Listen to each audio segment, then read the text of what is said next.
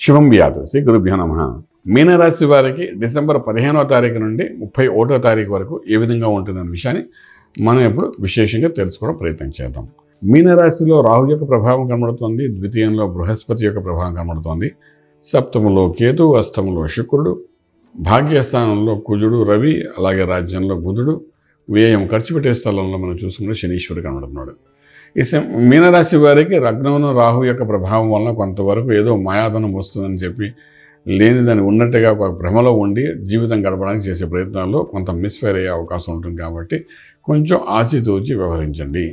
కుటుంబ స్థానంలో బృహస్పతి ఉన్నాడు. బృహస్పతి చాలా కరెక్షన్స్ చేస్తాడు. ఇటువంటి ఏమైనా ఉన్నా కూడా దాన్ని మళ్ళీ కరెక్షన్ చేసి మళ్ళీ లైఫ్లో ఒక మంచి అచీవ్మెంట్ చేయడం ప్రయత్నం చేస్తాడు.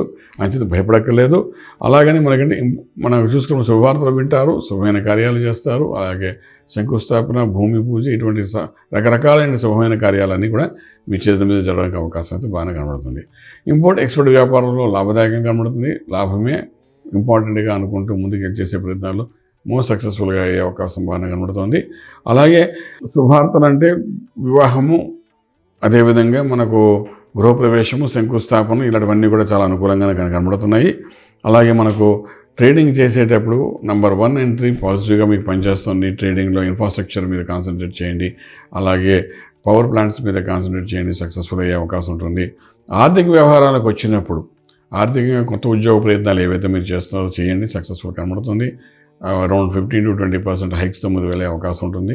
అలాగే వ్యాపారస్తులు కూడా కొత్త వ్యాపారాలకు వెంచర్స్ పెట్టండి, డెఫినెట్గా సక్సెస్ అది కనబడుతుంది. బాగానే ఉంది, అనుకూలమైన వాతావరణం కనిపిస్తుంది. ఇక్కడ ఇవి రెండు ఒక పక్కన పెట్టుకుంటే మనకేంటంటే లక్కీ నెంబర్ దగ్గరికి వచ్చినప్పుడు నంబర్ 3 పాజిటివ్గా పనిచేస్తుంది. అలాగే ట్రేడింగ్ దగ్గరికి వచ్చినప్పుడు మాత్రము water related, green related, food related items మీద మీరేమో ట్రేడింగ్ చేయడం ప్రయత్నం చేయండి, సక్సెస్ అది కనబడుతుంది. ఇవన్నీ ఒక రకంగా ఉంటూ ఆరోగ్య విషయానికి వచ్చినప్పుడు ఏంటంటే మనకు అష్టంలో శుక్రుడు ఉన్నాడు, శుక్రుడితో దోషం లేదు. మనకి ఏంటంటే వేరే ప్రత్యేకించి దోషాలు ఏమి లేవు. కానీ లగ్నంలో రాహు, సప్తమంలో కేతు ఉన్నాడు. కాబట్టి ఒకసారి రాహు కేతు యొక్క మంత్రాన్ని సాధన చేసుకుంటూ ఉండగలిగితే ఇంట్లో ఉన్నంతకాలము డెఫినెట్గా మీకు ఈ అనారోగ్యం నుండి బయటపడడానికి అవకాశం ఉంటుంది.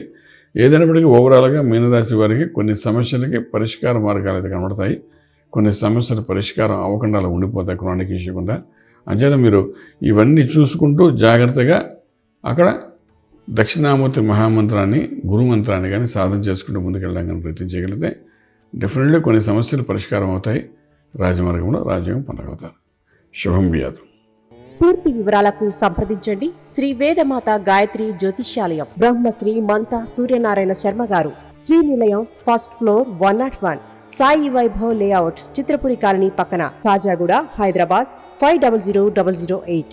సంప్రదించవలసిన ఫోన్ నంబర్ 8855559147, 8855559148, 9849996644.